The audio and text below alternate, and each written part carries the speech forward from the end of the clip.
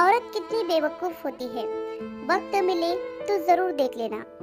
वह सुबह उठी और प्रार्थना करके रसोई में आ गई। चाय के लिए चूल्हे पर पानी रखा, फिर बच्चों को जगाया ताकि वो स्कूल के लिए तैयार हो सके।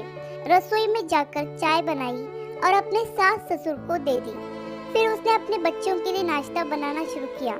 बच्चे जब तैयार हुए तो उन्होंने नाश्ता किया और उसने बच्चों का लंच बनाया। इसी बीच बच्चों की वैन आ गई। बच्चों को स्कूल भेजकर टेबल से बर्तन समेटे। इसी बीच पति ऑफिस के लिए तैयार होने गए तो उनकी जरूरी चीजें निकाल कर दे दी।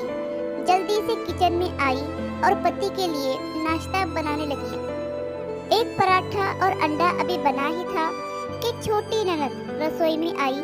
यह कहकर नाश्ता ले गई कि मुझे कॉलेज जाने में देर हो रही है। उसी समय देवर भी यूनिवर्सिटी जाने के लिए तैयार हो गया।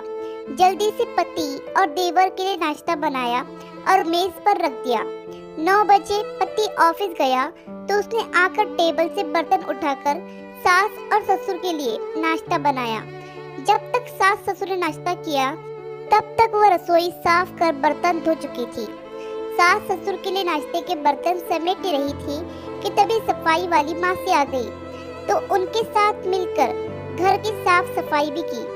मासी को विदा किया तो 11 बज चुके थे। तभी घंटी बजी और उसकी विवाहित ननद अपने 2 छोटे बच्चों के साथ आ गई। मेहमानों के लिए जल्दी जल्दी चाय और उसके साथ कुछ नाश्ता बनाया। उस समय 12 बज रहे थे। वह जल्दी से रसोई में खाना बनाने गई तो सास की आवाज आई, आज अपने ननद के लिए कुछ अच्छा बनाना।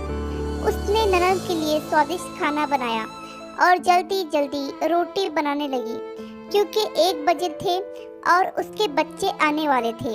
बच्चे जब स्कूल से आए तो उन्होंने मुंह हाथ धोए, कपड़े बदले और उसने उन्हें खाना खिलाया।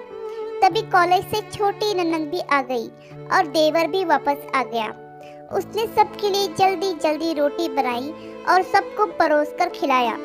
जब सब खाकर उठे तो 3 बज चुके थे और उसे अचानक भूख लगी। उसने मेज पर हॉट पॉट में देखा और एक भी रोटी नहीं बची थी। वह सब बर्तन समेटकर रसोई में जा ही रही थी कि उतने में उसका पति घर में दाखिल हुआ। उसे देखकर पति ने कहा, मुझे बहुत भूख लगी है, जल्दी से खाना निकालो। वह झट से रसोई में गई और अपने पति के लिए रोटियां और कुछ सब्जी बनाने लगी। जब उसने अपने पति के लिए खाना बनाया तब 4 बज चुके थे। उसके पति ने उससे कहा, आओ तुम भी खा लो। उसने आश्चर्य से पति की ओर देखा क्योंकि उसने सुबह से कुछ नहीं खाया था। वह पति के साथ खाना खाने बैठ गई। जब उसने अपने मुंह में रोटी का टुकड़ा रखा तो उसकी आंख से एक आंसू निकला।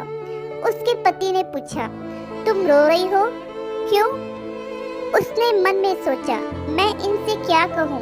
ये क्या जानते हैं कि ससुराल में इतनी मेहनत के बाद मुझे यह रोटी मिलती है जिसे लोग मुफ्त की रोटी कहते हैं। उसने अपने पति को उत्तर दिया, कुछ नहीं। उसके पति ने कहा, स्त्री कितनी बेवकूफ होती है, किसी कारण के बिना ही रोने लगती है। कहानी पसंद आई तो लाइक, सब्सक्राइब और शेयर करना ना